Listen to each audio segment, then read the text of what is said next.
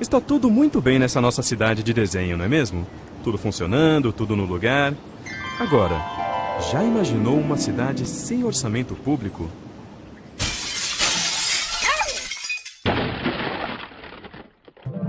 Você sabe por que isso acontece? E você sabe o que é orçamento público e por que ele é tão importante? Então está na hora de aprender.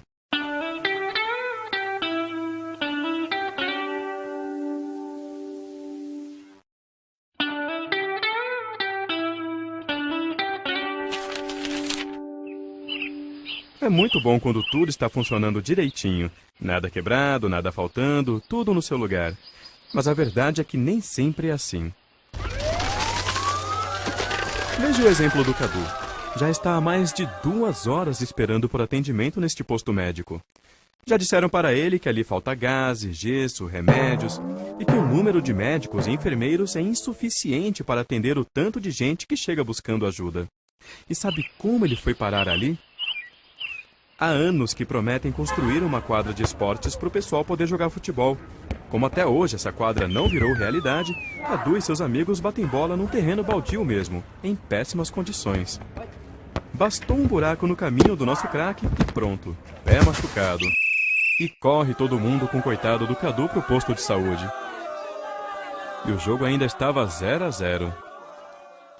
Todos esses problemas, a falta de espaços de lazer adequados, o posto de saúde que não tem nem material nem funcionários suficientes, a escola que não recebe dinheiro para reformar suas instalações, tudo isso tem a ver com orçamento público. Mas as coisas boas também têm a ver com orçamento público. O caminhão de lixo que passa todo dia, a iluminação das ruas à noite, o treinamento dos bombeiros para socorrer as pessoas. Para prestar esses serviços e manter as nossas cidades funcionando, o governo precisa de dinheiro. Por isso, ele arrecada recursos que, em sua maior parte, vêm dos tributos que a população paga. Todas as pessoas pagam impostos. É com esse dinheiro que o governo tem que resolver os problemas da população. Por exemplo, construir postos de saúde, comprar aparelhos de raio-x, remédios, contratar médicos e enfermeiros, tudo que o Cadu agora sabe muito bem como faz falta. O orçamento público é o documento que mostra quanto de impostos, taxas e contribuições o governo recolhe e quanto ele gasta em cada área. Então, agora você já sabe.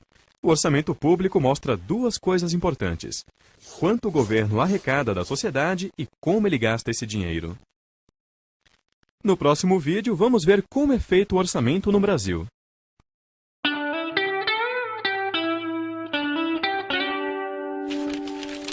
A Marina é uma menina um tanto agitada. Gosta de fazer tudo ao mesmo tempo. Arrumar o quarto, estudar, conversar com os amigos, passear com o cachorro, jogar vôlei, tocar violão, comprar roupas. É, Marina, uma hora não vai dar certo. Agora, imagine um governo que precisa cuidar de uma cidade inteira, de um estado, de um país. Lembre que o governo cobra tributos para ter dinheiro para poder resolver os problemas da população. E todos nós sabemos que são problemas graves. Problemas na educação, na segurança, nos transportes, na saúde. São tantos problemas que não dá para resolver todos de uma vez. É preciso escolher quais serão enfrentados primeiro. Ou seja, é preciso definir prioridades. Por isso, antes de fazer o orçamento, o governo prepara uma lei, chamada Lei de Diretrizes Orçamentárias, a LDO. É a LDO que define o que é mais importante e como o governo deve montar e aplicar o orçamento a cada ano. Agora, tanto a LDO quanto o orçamento seguem um plano maior, que define os grandes investimentos que o governante irá realizar no seu mandato. Esse plano é o chamado Plano Plurianual, ou PPA. Ele define, por exemplo, as rodovias e as hidroelétricas a serem construídas, os aeroportos a serem reformados, os museus a serem restaurados. Mas não são somente obras. O PPA também define ações do governo como financiamentos aos agricultores, compra de equipamentos para hospitais e delegacias e muitas outras despesas. Portanto, temos 3 importantes leis orçamentárias: o PPA, a LDO e a Lei Orçamentária Anual, a LOA, que é o orçamento propriamente dito, cada qual com uma função. Para ficar mais fácil, vamos imaginar uma partida de futebol. As regras do jogo, o que pode ou não pode ser feito, são definidas na LDO, na Lei de Diretrizes Orçamentárias. Já o planejamento do campeonato é o PPA, o Plano Plurianual. Agora, a partida de futebol, o jogo mesmo, esse é o orçamento, que é a LOA, a Lei Orçamentária Anual. Resumindo, o sistema orçamentário brasileiro começa pelo Plano Plurianual, o PPA, que define estratégias, diretrizes e metas da administração pública para um período de 4 anos. Temos também 2 leis anuais. A Lei de Diretrizes Orçamentárias, a LDO, que traz as regras para elaborar e executar o orçamento do ano seguinte, definindo também as prioridades e metas do governo, e a Lei Orçamentária Anual, a LOA, que estima as receitas e programas despesas de cada ano de acordo com as prioridades do PPA e as regras estabelecidas pela LDO. Nenhuma despesa pública pode ser executada sem estar prevista na Lei Orçamentária Anual. Por isso ela é tão importante.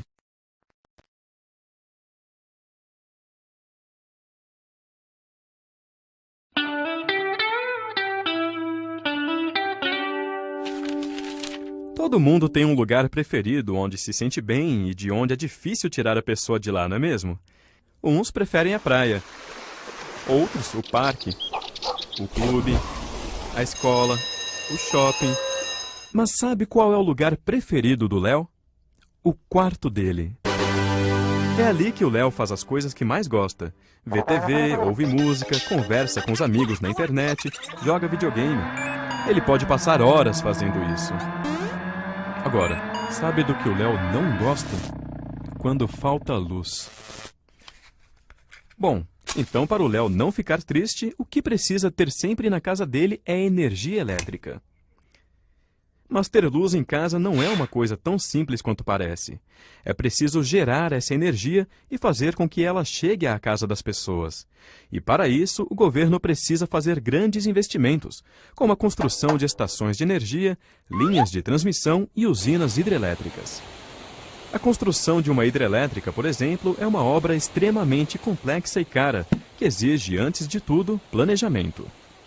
Para grandes investimentos como esse, o governo elabora a cada 4 anos um plano, que é discutido e aprovado como lei pelo Congresso Nacional. Esse plano é chamado de Plano Plurianual, também conhecido como PPA. É o PPA que define para um período de 4 anos as grandes prioridades nacionais e regionais, com metas para cada área de atuação: saúde, educação, saneamento, transportes, energia, entre outras. Podemos dizer que o PPA é a grande lei de planejamento do país.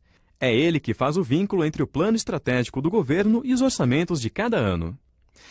Mas não são apenas grandes obras que estão no PPA. O governo também inclui no plano os gastos necessários para garantir a oferta permanente de determinados serviços públicos. Por exemplo, no caso da agricultura, o PPA prevê tanto as obras para a construção de armazéns para estoque, como também ações de financiamento e garantia de compra da produção para a distribuição de cestas básicas à população carente. E é importante saber que nem todos os investimentos públicos estão no PPA do governo federal. Há outras ações que ficam a cargo dos estados e municípios. Cada um deles tem suas próprias leis orçamentárias, inclusive seus próprios PPAs. Isso porque cada esfera de governo, federal, estadual ou municipal, tem suas próprias responsabilidades. Por exemplo, entre as ações que cabem aos municípios estão calçamento de ruas, transporte urbano, coleta de lixo, etc. Os estados, por sua vez, são responsáveis, por exemplo, pelo combate aos crimes comuns, reprimidos pela Polícia Militar e investigados pela Polícia Civil. Também formulam e executam políticas em áreas de competência comum com os governos federal e municipais, como educação, saúde e desenvolvimento urbano. Todas essas despesas são executadas com dinheiro recolhido por meio de impostos e contribuições de taxas municipais ou estaduais, de recursos transferidos pelo governo federal e de outras receitas como empréstimos de instituições públicas e privadas. Então, agora você já sabe que para garantir os investimentos para as grandes obras e a oferta permanente de serviços públicos, o país conta com uma lei que é aprovada a cada 4 anos, o Plano Plurianual, também chamado de PPA, e que cada esfera de governo, municipal, estadual e federal, tem suas próprias responsabilidades e, por isso, seus próprios PPAs. No próximo vídeo, vamos ver como é elaborado o PPA federal.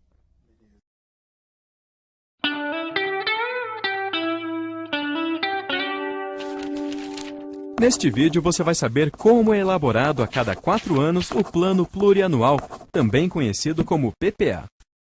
Os diversos ministérios e órgãos dos poderes executivo, legislativo e judiciário planejam suas propostas a partir de demandas que recebem dos estados e municípios. Por exemplo, os investimentos em transportes surgem das necessidades da população, que solicita providências das autoridades municipais. Se a solução for muito cara, como a construção do metrô, por exemplo, o município repassa a solicitação para os governos estadual e federal. O Ministério do Planejamento, então, reúne e organiza as propostas dos ministérios e órgãos públicos e envia para a Casa Civil da Presidência da República na forma de um projeto de lei. Só então o Presidente da República envia para o Congresso Nacional o projeto do Plano Plurianual, o PPA.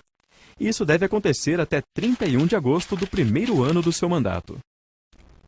No Congresso, o projeto do PPA é encaminhado para a Comissão Mista de Orçamento, onde é discutido e alterado pelos parlamentares. Segue então para o plenário do Congresso, onde é votado até o dia 22 de dezembro. A sociedade pode participar desse processo por meio de sugestões aos deputados e senadores e também por meio de audiências públicas. Depois de aprovado, o projeto volta ao Executivo para sanção do presidente e publicação como lei. O período do PPA é o mesmo do mandato presidencial, 4 anos. Mas esses períodos não são coincidentes. O PPA fica em vigor do segundo ano do mandato atual até o primeiro ano do mandato seguinte, quando o governo prepara um novo PPA para ser discutido e votado no Congresso. E a cada ano é feita uma avaliação do PPA. Esses relatórios de avaliação ficam disponíveis para consulta na internet.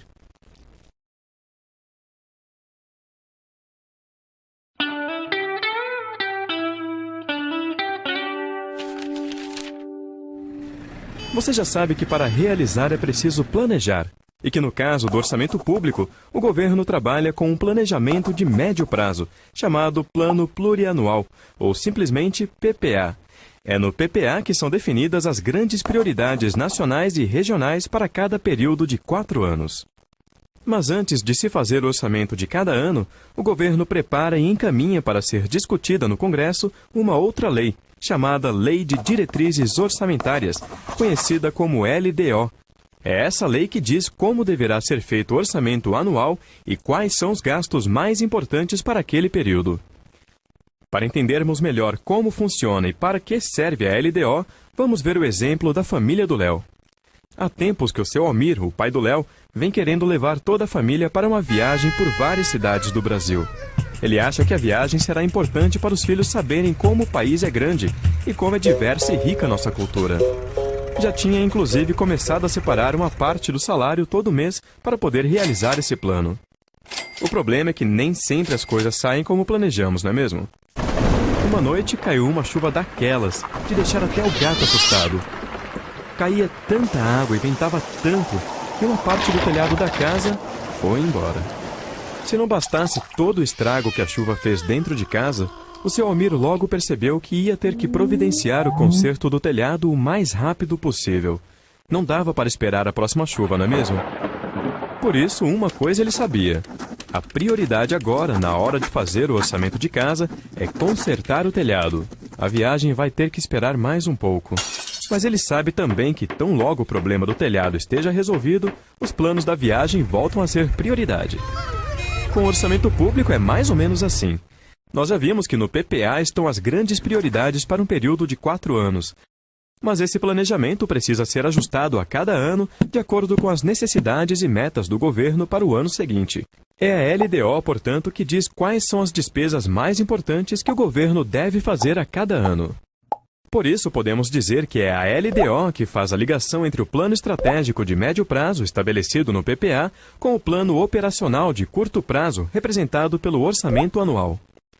Além de definir quais são as prioridades que deverão estar no orçamento anual, a LDO traz uma série de regras para elaborar, organizar e executar o orçamento. Ela ainda indica, por exemplo, de quanto será o reajuste do salário mínimo e quanto o governo precisa poupar todo ano para pagar sua dívida. A LDO também define regras como a que proíbe o envio de dinheiro do governo federal para ONGs comandadas por parentes de políticos. Você sabia disso?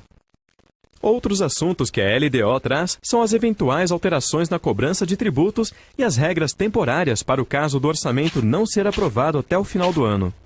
A Lei de Diretrizes Orçamentárias define ainda a política de investimentos das agências oficiais de fomento, como o Banco Nacional de Desenvolvimento Econômico e Social, o BNDES, o Banco do Nordeste, o BNB, e o Banco da Amazônia, o BASA. Essas instituições usam recursos públicos federais para financiar projetos que promovam o desenvolvimento do país. Se você abrir a LDO federal, vai ver que ainda há vários outros assuntos tratados nessa lei. Isso porque a Lei Geral de Finanças Públicas, prevista na Constituição de 1988, ainda não foi aprovada, e por isso a LDO trata de vários assuntos que deverão estar nessa lei. No próximo vídeo, vamos ver como é elaborada a LDO.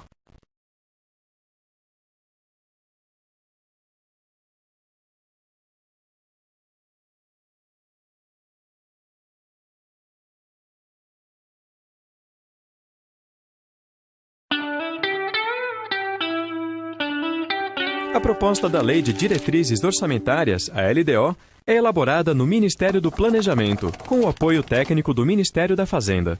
O Presidente da República tem até 15 de abril de cada ano para enviar o projeto de lei da LDO ao Congresso Nacional. O projeto é discutido e alterado na Comissão Mista de Orçamento, para depois ser votado no plenário do Congresso até 17 de julho. É o único projeto de lei que, se não for votado dentro do prazo, impede o Congresso de entrar em recesso. E também é importante saber que, para as leis orçamentárias dos estados e municípios, valem os prazos definidos na Constituição do Estado ou na Lei Orgânica do Município. Somente se essas datas não estiverem fixadas é que valem os prazos determinados na Constituição Federal.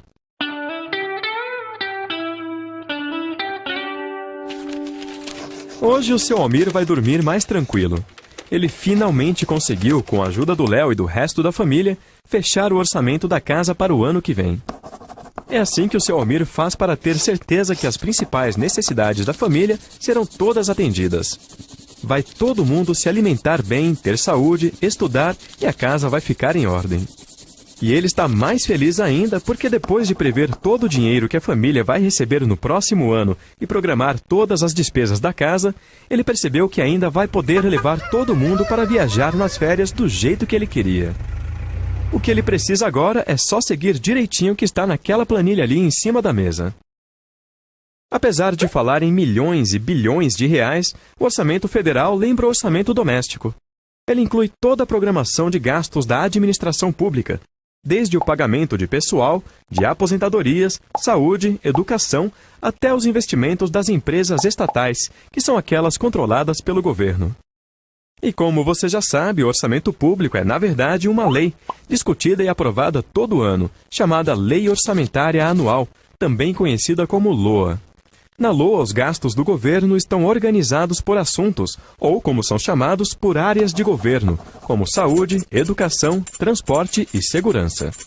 E cada uma dessas áreas tem seus programas e ações orçamentárias. Por exemplo, na área de segurança, o orçamento federal pode trazer um programa de fortalecimento da segurança pública, que inclui diversas ações, como a construção de presídios e a capacitação de agentes penitenciários. Ou, na área de educação, um programa de melhoria da qualidade de ensino, que inclui ações como a implantação de escolas em tempo integral e a instalação de laboratórios de ciências. Cada uma dessas ações tem no orçamento sua programação de gastos. Assim como o seu Almir precisa saber quanto vai receber de salário no ano que vem para planejar seus gastos, o governo também precisa estimar quanto vai arrecadar para custear as despesas do ano seguinte. Por isso, a LOA não compreende apenas as despesas, mas também as receitas esperadas para aquele ano.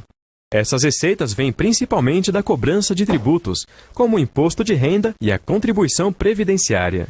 Aqui há uma coisa importante que você precisa saber. Existem 3 tipos de tributos: as taxas, as contribuições e os impostos. No caso dos impostos, eles se dividem em 2 tipos: os diretos e os indiretos. Os impostos diretos, como o nome diz, são aqueles pagos diretamente pelos contribuintes, como o imposto de renda, por exemplo.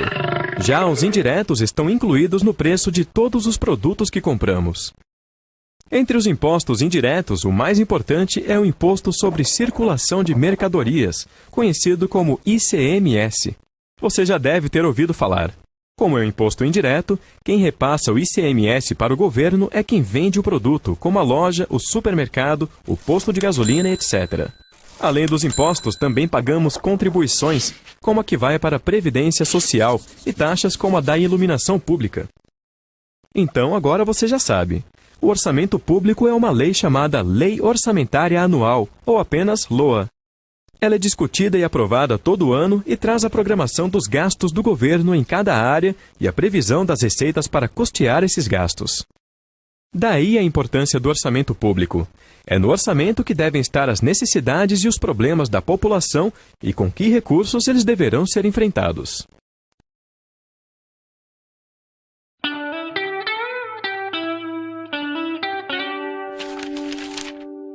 Vamos conhecer o percurso da Lei Orçamentária Anual, a LOA. Lembra que para elaborar o Plano Plurianual, o PPA, os ministérios e órgãos dos poderes Executivo, Legislativo e Judiciário planejam suas propostas a partir de demandas dos estados e municípios? Com a Lei Orçamentária Anual é a mesma coisa.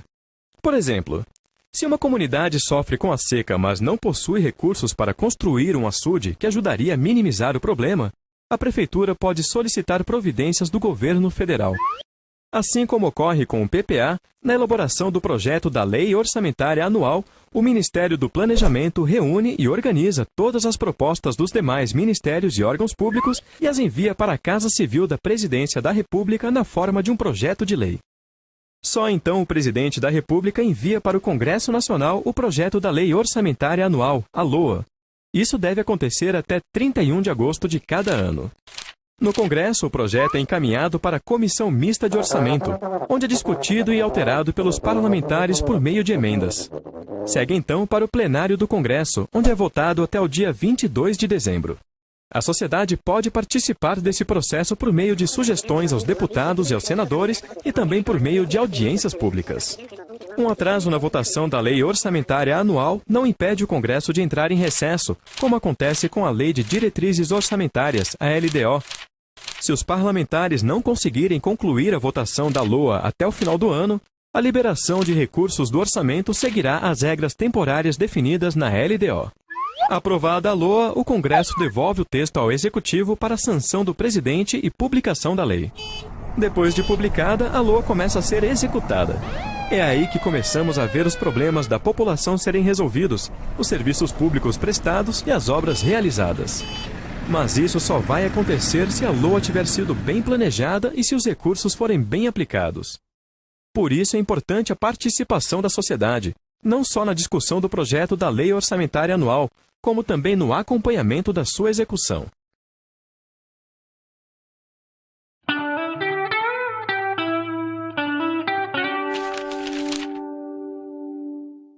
Vamos conhecer dois casais de amigos, o Carlos e a Rosa e o Francisco e a Teresa. Eles são amigos de longa data e têm muita coisa em comum. Para começar, trabalham na mesma empresa e, como exercem mais ou menos as mesmas funções, recebem salários praticamente iguais. Além disso, eles moram na mesma rua e em casas do mesmo tamanho. Mas uma coisa é bem diferente entre os dois casais. O Francisco e a Teresa não têm filhos, são só os dois. Já o Carlos e a Rosa têm 3 filhos, um mais agitado que o outro. Recentemente, o Francisco e a Teresa quiseram aumentar o tamanho da casa em que moram e decidiram construir um segundo andar. Foi uma obra trabalhosa que levou bastante tempo, mas no final ficou muito bonito. O Carlos e a Rosa, quando viram o resultado, pensaram na hora que deviam fazer o mesmo. Afinal, já era tempo de arrumar mais espaço para as crianças. Mas quando fizeram as contas, que pena. O dinheiro que ganhavam não era suficiente. Mas como então Francisco e a Teresa conseguiram aumentar a casa se o salário deles é o mesmo do Carlos e da Rosa? Não é difícil responder, não é mesmo? O Carlos e a Rosa têm 3 filhos. As despesas deles são muito maiores do que as do Francisco e da Teresa. Eles têm gastos que os vizinhos não têm, como a escola, por exemplo. E outros gastos pesam mais no orçamento, como o supermercado, a luz, o gás. Por isso, sobra pouco para outras despesas, como fazer melhorias na casa. Com o orçamento público é parecido. Apesar de arrecadar dinheiro com a cobrança de tributos, o governo não pode gastar esse dinheiro como quiser. Existem algumas despesas que são obrigatórias, que o governo não pode deixar de fazer. É o caso do pagamento da dívida pública, dos salários dos servidores, das aposentadorias, de benefícios como o auxílio-maternidade e auxílio-doença, das transferências que a Constituição define para estados e municípios, entre outras. Quando essas despesas obrigatórias aumentam muito, sobra pouco para fazer outros gastos que também são importantes para o desenvolvimento do país, como o financiamento de pesquisas científicas, a melhoria do ensino, a modernização de hospitais, a construção de estradas. Esses gastos que são tão importantes, mas não são obrigatórios, têm um nome esquisito. São chamados pelos especialistas de despesas discricionárias. O que acontece com o nosso orçamento público é exatamente isso. Os gastos obrigatórios deixam pouca margem para as outras despesas, que são aquelas em que o governo pode decidir o que fazer. E aí fica como um cobertor curto. Se a gente esquenta a cabeça, esfria os pés. Se esquenta os pés, esfria a cabeça. Para aumentar esse cobertor, ou seja, para ampliar as despesas discricionárias e investir na infraestrutura do país, é importante calibrar bem as despesas obrigatórias e garantir a aplicação eficiente e eficaz dos recursos que sobram. Porque se isso não for feito, a alternativa que resta é cobrar mais imposto. Portanto, no orçamento público não existe mágica. Se algumas despesas não estão sendo feitas, é porque os recursos estão sendo direcionados para outros gastos, ou podem não estar sendo bem aplicados. Cabe a nós acompanhar essas decisões. Para mais vídeos da série Orçamento Fácil, inscreva-se em nosso canal. E se você acha que outras pessoas também deveriam aprender mais sobre orçamento público, curta o vídeo e compartilhe com seus amigos.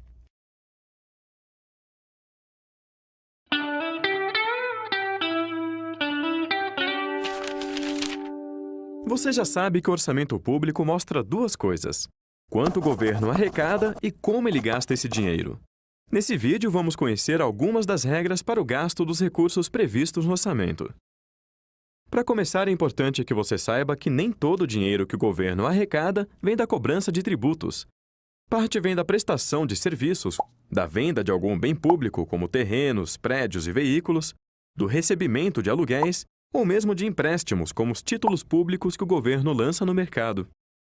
Mas o governo não pode gastar todas essas receitas do jeito que quiser. Isso porque algumas receitas já vêm carimbadas, ou seja, só podem ser usadas para determinados fins definidos na legislação. Um exemplo é o salário educação, que é uma contribuição paga pelas empresas à União e que só pode ser usada para cobrir gastos com o ensino fundamental. Um segundo exemplo é uma outra contribuição chamada CID, que vem embutida no preço da gasolina e outros combustíveis. Ela só pode ser usada na construção e recuperação de estradas, em infraestrutura de transporte e em ações de proteção ambiental. Essas receitas que já têm destinação definida pela legislação são chamadas de receitas vinculadas. Existem ainda receitas que, mesmo não sendo vinculadas, devem ser destinadas em parte a determinados gastos definidos na Constituição. Por exemplo, o governo é obrigado a destinar para a educação 18% de tudo que arrecada com impostos. Você sabia disso? E tem mais uma coisa que é importante. O governo só pode realizar uma despesa que esteja prevista no orçamento. Isso você já sabe. Mas o que talvez você não saiba é que o fato de um determinado gasto estar no orçamento não garante que ele será necessariamente realizado. Isso porque o orçamento brasileiro é considerado autorizativo, ou seja, o Congresso autoriza a realização dos gastos quando aprova o orçamento. Em outros países, como nos Estados Unidos, o orçamento é do tipo impositivo. Lá, para deixar de fazer um gasto previsto no orçamento, o governo é obrigado a apresentar suas justificativas ao Congresso, que pode aceitar ou não. No Brasil, quando o Congresso aprova o orçamento, o que ele faz é apenas autorizar o governo a realizar aqueles gastos. Ele não obriga que sejam realizados, com exceção, é claro, das despesas obrigatórias, que não são poucas, e dos gastos mínimos em certas áreas, de que falamos há pouco. Para mais vídeos da série Orçamento Fácil, inscreva-se em nosso canal. E se você acha que outras pessoas também deveriam aprender mais sobre orçamento público, curta o vídeo e compartilhe com seus amigos.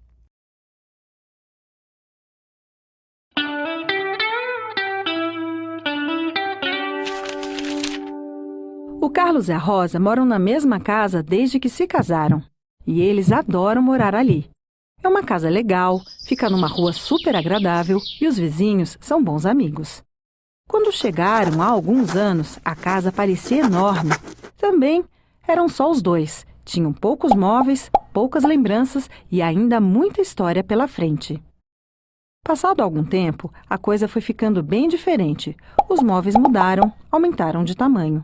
E começaram a acumular lembranças de viagens, presentes de amigos e da família, os discos e livros que tanto adoram.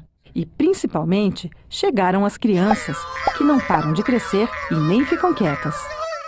O Carlos e a Rosa adoram a alegria dessa bagunça, mas já perceberam que tem sido cada vez mais difícil pôr a casa em ordem. Para achar um pé de meia, tem que pôr todo mundo para procurar.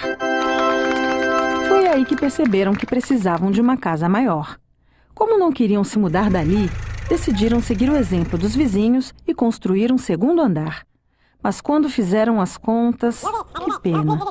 Com o salário que ganhavam e com todas as despesas que já tinham, não dava para bancar uma obra dessas. Foi aí que a Rosa teve uma ideia. E se tomassem um empréstimo no banco?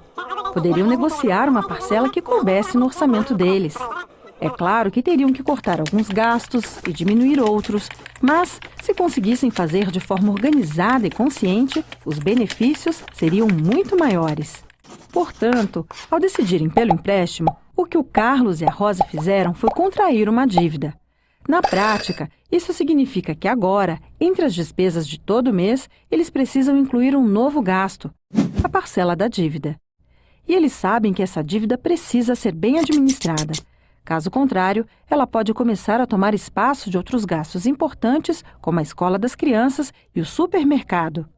Além disso, caso deixem de pagar as parcelas, a dívida cresce e será mais difícil para eles conseguirem um novo empréstimo no futuro, caso precisem. Bom, a dívida pública é mais ou menos isso. Quando o governo tem mais gastos do que pode pagar, o que ele faz é tomar um empréstimo. E no caso do governo, esse empréstimo é feito geralmente por meio da emissão de títulos públicos. E o que significa isso? Títulos são papéis que o governo coloca à venda para o público com a garantia de recomprá-los por um preço maior após um determinado período. Assim, ele terá os recursos que precisa para bancar suas despesas. Bom, agora você deve estar pensando, se o Carlos e a Rosa fossem como o governo, seria bem mais simples, não é? Bastaria emitir mais títulos toda vez que precisassem de mais dinheiro para alguma despesa. Mas não é bem assim. Não podemos esquecer que a emissão de um título significa que o governo tem uma dívida com quem comprou o título. Ou seja, toda vez que o governo emite um título, ele cria uma despesa futura. Ele compromete uma parte das receitas mais para frente. Por isso que o governo não pode lançar títulos e se endividar indefinidamente. Portanto, o que vimos é que a dívida pública é uma fonte de receitas para o governo, mas que precisa ser bem administrada, porque se não for, ela acaba comprometendo um volume cada vez maior de recursos e impedindo a realização de despesas importantes para o país. É por isso que a Constituição brasileira atribui ao Senado Federal a responsabilidade de estabelecer um limite para o endividamento público. Para mais vídeos da série Orçamento Fácil, se inscreva em nosso canal. E se você acha que outras pessoas também deveriam aprender mais sobre orçamento público, curta o vídeo e compartilhe com seus amigos.